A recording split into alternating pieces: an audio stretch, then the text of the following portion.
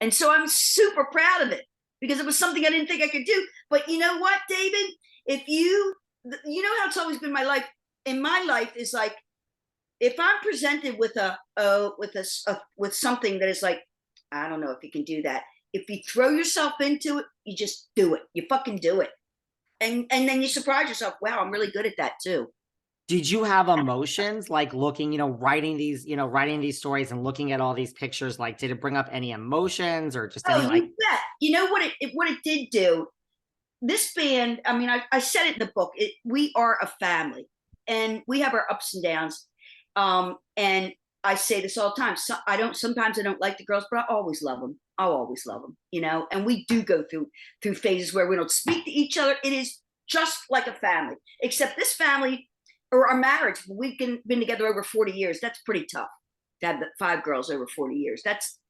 And we're still here. It's crazy. So, I have to say though, through that whole process, and even now when I look at the book, it brings me a lot of joy more than anything because there were tough times, but the good times so far outweighed anything that wasn't pleasant or a happy memory.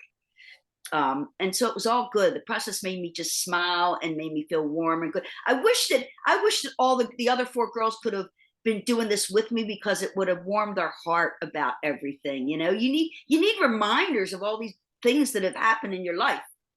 you do need reminders when this band was first forming? Like, I know, like Charlotte and Gina and Belinda were there kind of first, and then you and Kathy came. Like, how did you hear about this and what was your reaction? Listen, it was a different time, right? So like the late 70s, it's going to be an all, girl band. We're going to write our own music. Like, how, Well, I don't even know how you got involved well, really there with was it. no plan, David. It wasn't like it was planned out. Charlotte and well, no, Belinda and Jane and the original bass player Margot were all buddies hanging out, and they put a band together.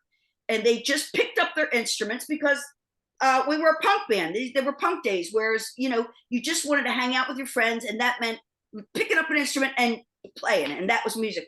However it turned out was good because you got to hang out with your friends, and everybody came to each other's shows, supported each other. So they found Charlotte, who was in a band called The Eyes, and they asked her, I think after a show, hey, you want to join our band? It's an all-girl band. We're called the Go-Go's. So Charlotte left The Eyes and joined the Go-Go's. She could actually play a bit. She had been playing more than the others, put it that way. Then I came along. I'd driven with my friend Babs from Baltimore, my dad's pickup truck, which is all in the book, and then much more detail in the book. And I got to LA, and I knew I had 3 friends there, and I stayed with my friend Steve, and he would say to me, Gina, and he was part of the reason why I actually moved to LA, because he would say to me, you know what, you are so talented, you need to find a band out here, and you're gonna make it, you're gonna make it. So when I went back to I'm getting ahead of myself. I was in a band with a woman named Edie Massey, who was in John Waters films, and she was a person that I would see probably every other day. She lived in Fells Point and had her thrift store called Edie's Shopping Bag. So I would always go in and visit her. She'd be sitting behind the cash register with her cat Lovey and her woman servant, her Jeannie. She waited on her hand and foot. Jeannie looked like a witch, but bless her heart, she was really good to Edie.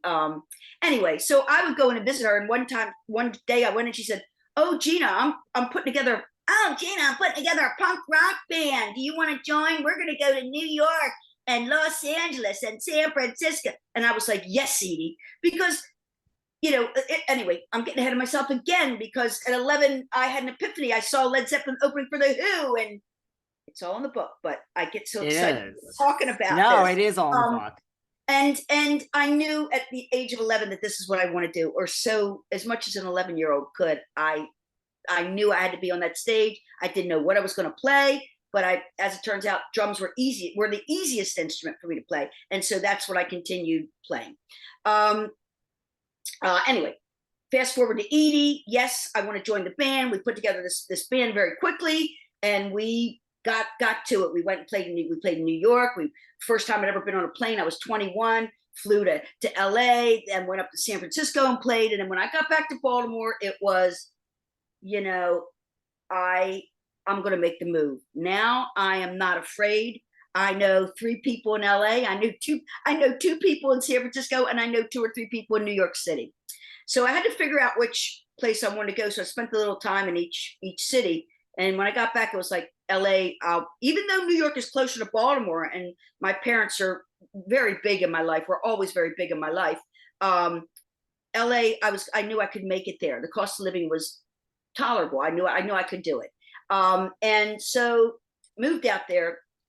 Steve took me to see a bunch of bands, and he said, there's this band called the Go-Go's. I want you to go see them. You're going to kick that drummer out. You're going to get in the band. You're going to make them famous. And of course, I'm like, yeah, of course, Steve. Yeah. But as it turns out, I had been playing in bands in Baltimore and had a jump start on the other girls because I had been playing my instrument for several years, for 5 or 6 years, compared to the other girls who just sort of picked their instruments up. So I met them. I'm sorry, I keep talking. I'll shut up. No. I have no question. I'm just taking it all in. Don't get me going, Daddy. Listen, this is all I need is my coffee too. I gotcha, honey. Anyway, so okay, so he took me to see them play, and they were a hoot. You know what? It wasn't about musicianship. It wasn't about being a great songwriter. It wasn't about being a great vocalist. They were just on stage having fun.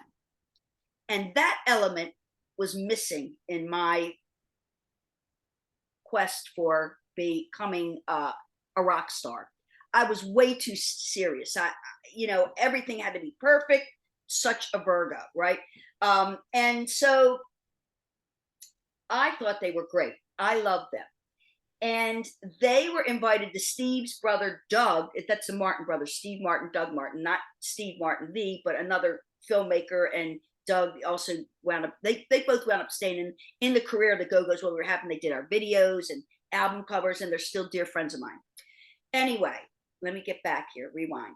Okay, so Steve took me to see them, loved that. Then Doug had a party at his place in Venice. And remember, this is when everybody hung out with each other.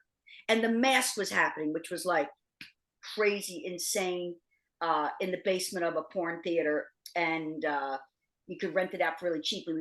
Everybody had their studios there where they could rehearse. So anyway, that's another story. So I meet them at Doug's party, and I think it was Belinda, Jane, and Margot, and they were like, we have a band. Do you want to join our band? We're looking for a drummer. Well, I was already in 2 bands because being a female drummer back then was a big deal, and I guess the novelty of a female drummer. But I could actually play, not great, but I could play.